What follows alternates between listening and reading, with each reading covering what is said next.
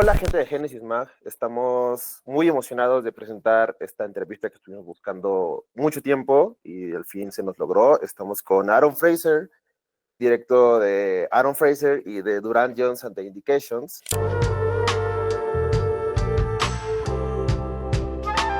Nice for having us. We are so thrilled to have you here again. Yeah, thank you for having me. Who were the first that you listened that maybe changed your life for better? That you said maybe that I want to do. Mm-hmm. When I was 13, Yeah. I started to make hip hop beats. And I really loved sampling. There was one time that my parents took me to like a music shop and I was allowed to pick out a CD. And I picked up Curtis Mayfield's album. It's just called Curtis. You know, he's wearing this yellow suit and he's sitting on the ground, and the camera sort of is shooting him from below, and he looks like a giant. And it turns out he is a giant, you know, in some ways. That album really changed my life. Not just, you know, that was one of my first times hearing falsetto singing. And that was also one of my first times hearing how amazing the arrangements could be on a soul song. You know, he's using big band influences, like jazz in, you know, big band influences. He's using classical music influences, but the drums are very tough and the writing is beautiful and sophisticated, but it's also very catchy and easy to understand. And so that album has, since that time, honestly, been a roadmap for me of like how to make a good album. Okay, yeah, it makes a lot of sense because that falsetto it's unique of Curtis and you.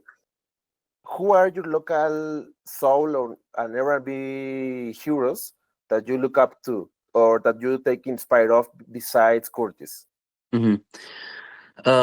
James Gadson, the drummer, Okay.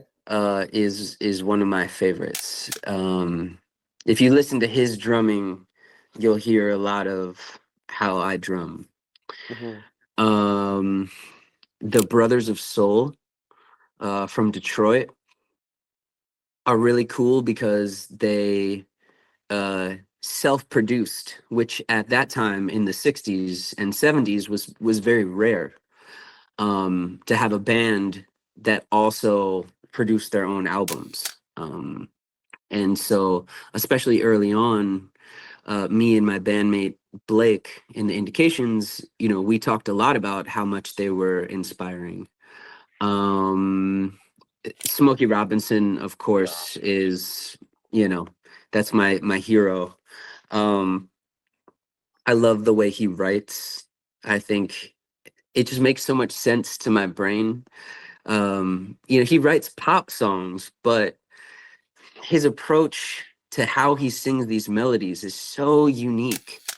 And every single line, he's putting some little flavor on it. But it's, you know, some contemporary R&B singers they can sing, they're amazing singers, but you lose the melody because they sing so much, you know, so many notes in between. Smokey can make stuff sound beautiful and have these little ornaments on his vocal melody, but you never lose the melody. You can sing the melody in your head. It's easy to follow, but it's also really beautiful, and that's hard to do.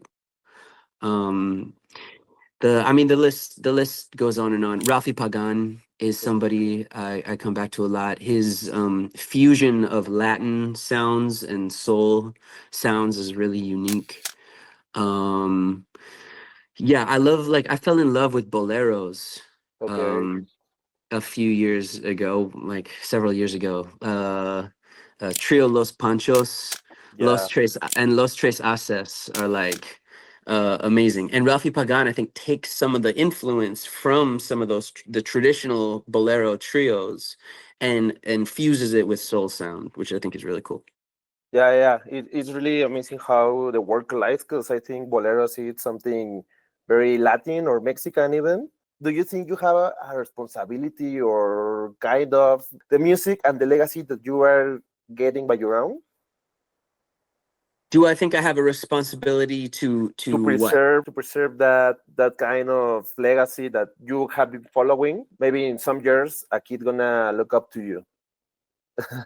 Yeah, I mean, honestly, it's already happened that an artist, I did a session with an artist helping him write a song, and that this artist has been doing really, really well for himself. And he told me that, you know, my song Is It Any Wonder was the reason he started making music, that sort of soul music. And that's really crazy because I don't feel old, you know, but but You're I've been, you know, but I've been making music yeah. long enough now that it has inspired people to also start making music that will, and that music that they make will inspire people. It's like, it's really crazy. So yeah, I mean, I think I do have a responsibility to kind of continue the culture and the legacy that I come from.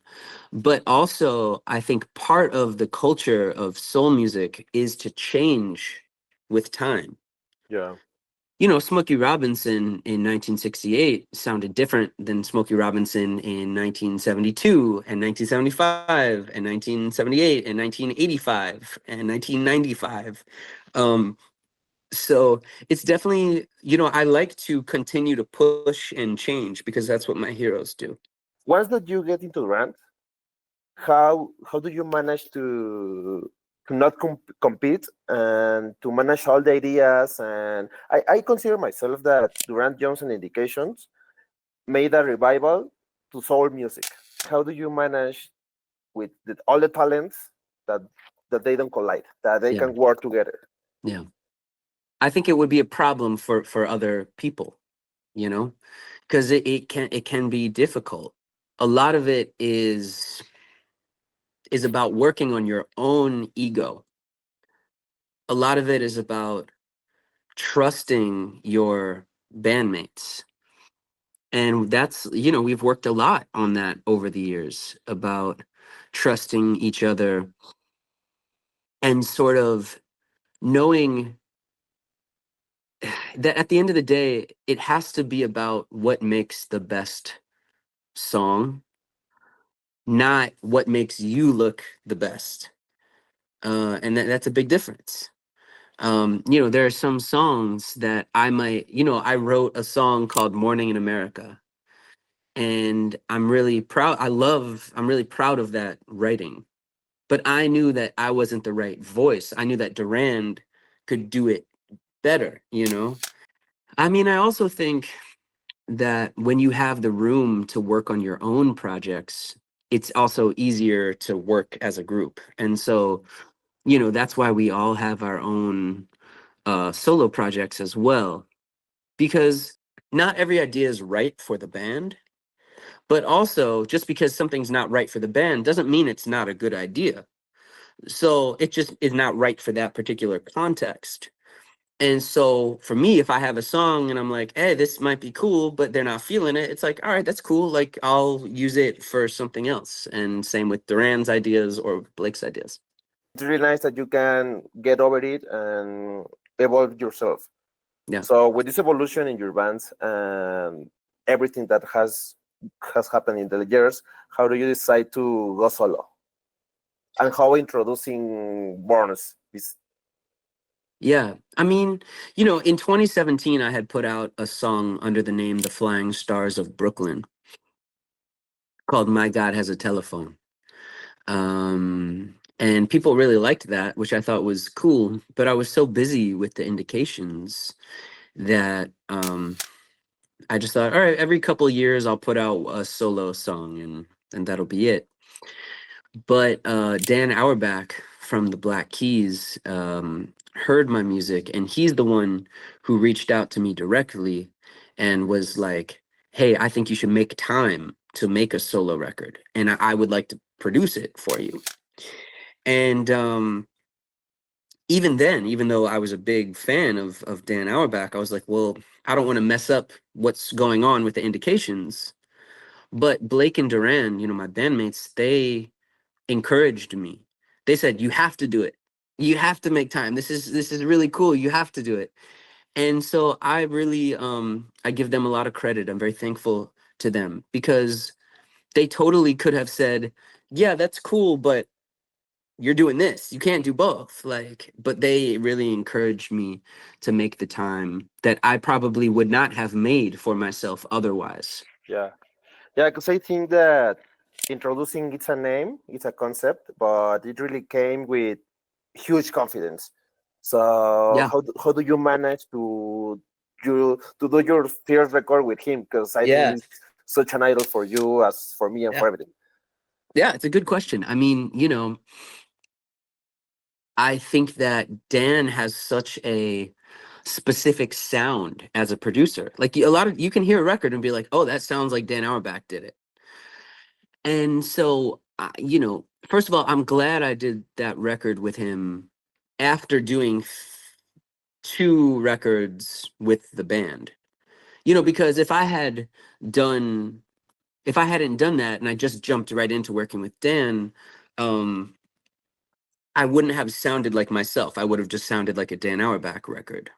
Um, so I had experience coming into it that I think helped me preserve my own identity, even working with a producer. And also, Dan and I spent a lot of time before we ever started working together sending music back and forth. Because, a lot of times working on music with somebody is about shared language, shared reference points. Because otherwise, what's in your head and what's in my head, if I say I want the drums to sound dirty, that we might be thinking of two different things. But if we sit down and listen to music together and point to Brothers of Soul, Come On Back, a record like that, or Funky Nassau or something, and you point to those drums and say, I want it to sound like this, then we both understand what that means. So finding shared vocabulary is an important part of collaborating. So I think you have a very unique way to work. And do you think that you have been trouble? No, that people has had a trouble separating you from Durand? Do you think that people can see you as different projects?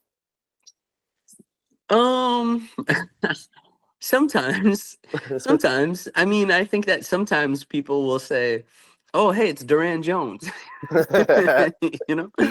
But that's okay. That's okay. I think I don't mind, and I think that over time, the more you do both, now I have three albums, no, four albums with Durand Jones and the Indications, Yeah, and two albums solo. that's And if good. you listen to those, you can hear a difference between me solo and me with the band. And I think the more that I do both, it's easier to kind of see what the difference is. Yeah, yeah. I think even that the Durand albums as themselves, they sound pretty unique. Oh As yeah, I an mean, era. yeah, Duran's solo album is actually way more different than Yeah, the Indications than my solo albums are yeah, to the and Indications, and definitely. even the indications sounds differently every time because I recently heard Flowers Yeah, and it was like, wait, this is Durand Johnson dedication yeah, because it really sounds nice, but it was very different, but nice, but refreshing yeah. to what you were doing individually and as a band. Well, And that's what you're, I mean, though. But that's what I mean. It's like yeah, Smokey Robinson in 1968 verse 72, 75, yeah, 82. It's like they change. And that's, we try every Indications album to give you something different, to push ourselves. Because, of course, we could make the same record over and over again, but yeah, I don't find that interesting. no, And I don't think that's what our heroes would do. yeah, completely. Yeah. Because again, of the responsibility and considering yourself, and I consider you part of the new lineage of the soul. Do you think you're part of that? Yeah, I do. I mean, it's like, and it's you know, I think anyone who is making records in this style is also part of that lineage. You know, with me and the indications, I think it's interesting now. There are lots of people making down tempo, slow, sweet soul music. But before the indications, most people who were making soul music were making it very fast, up tempo. Yeah. So we definitely helped to kind of create a space for that style of music that you see now. How do you manage to sound timeless without getting in the nostalgia of the retro? Yeah, it's a challenge. I mean, it's always it's push pull, you know? It's Uh-huh. always there's a tension. Um I don't know. I think I'm not sure, to be honest. I just I always I try I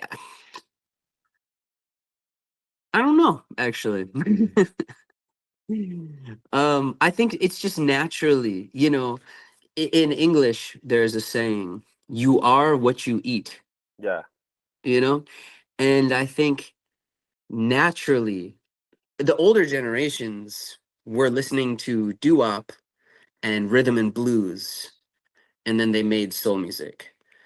I'm listening to soul music, but I'm discovered it as a child through hip hop, you know, through sampling.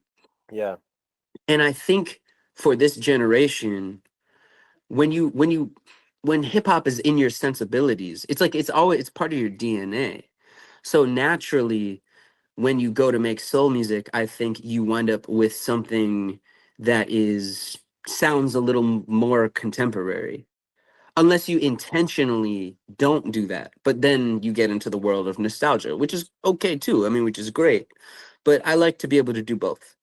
yeah. That comment really reminded me of a quote of MF Doom that when somebody asked him what hip hop does he listen, and he said that he doesn't listen to hip hop because once that he starts, he want to start sounding like someone Yeah. else. Yes. And I feel that way. You know, I think a lot of the contemporary soul bands out there are fantastic, but to be honest, I don't really listen to their music, and not in a disrespectful way. Again, I think they're fantastic bands, but I don't want to sound like whoever, anybody on Daptone or anybody else. I want to sound like myself. And again, you are what you eat. So when you take that in, that's what you sound like. So just on the finish line, who do you see collaborating with in your, I don't know, if a possible collaborating album, who would you choose to do it with?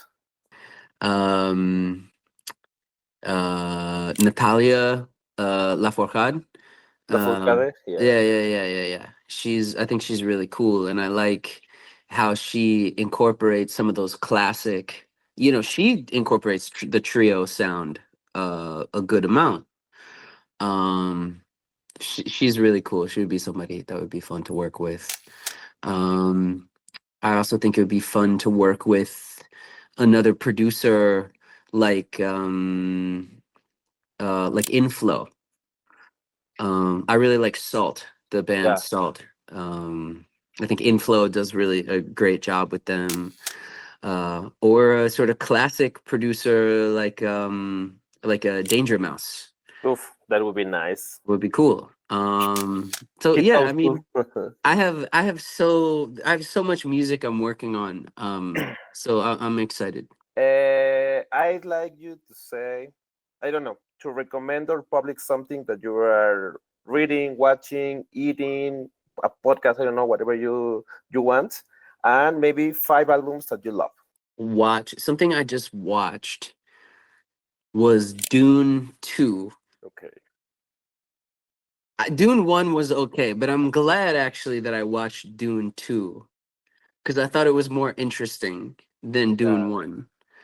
Because Dune 2 starts to talk about things. You know, Dune 1, well, I was like, all right, it's kind of like Star Wars. Like it feels kind of Star Warsy. And that's cool. That's cool. But it was like, you know, it was whatever. But Dune 2 was cool because they start to talk about these ideas of like religion as a tool of the colonizer. Yeah. And I think that's something I've never seen talked about kind of anywhere else. So I thought that was like interesting. So if you're thinking about watching Dune 2 and you watched Dune 1 and you were like on the fence, I would watch Dune 2. Okay. Let's see what else. I watched Squid Game. I thought the third season was better than the second season. So yeah, I would finish that one. Let's see. A book. A book. So a book I just got the other day, actually. Hang on. Is this one. Let me see. That I got it at a little marketplace. Uh it's it's all labels that are on old crates of fruit that I think are really beautiful. Uh it's crazy that something that was so, it's just essentially a shipping container, Yeah. for fruit, and there were such beautiful labels on them. A guy I saw, he had a stand where he was selling these, like, he was selling the actual like old labels. And I asked him about one, and he consulted this book, and he was like, "Oh, my dad wrote this book." So I was like, "Oh, that's cool." So anyway, I bought this book from him. I think so many of our products that we pick up in everyday life are not beautiful anymore. Yeah. And I think this is like a cool reminder that even something as simple as a crate of fruit deserves to be treated with beauty and thought. Here's a food recommendation: eat at home. I've been eating at home more the past like 3 months, Yeah. honestly. And it's so easy to like order Uber Eats or whatever, but it's so expensive. And honestly, once you get used to eating at home, it's like it tastes better, Yeah. honestly. What's your top plate? The one that you cook that you said, if you invite me over, you Yeah. said I cook you this. Okay. Maduros, like a fried sweet plantain, Okay. with chicken and rice. Simple. Sounds nice. Sounds nice.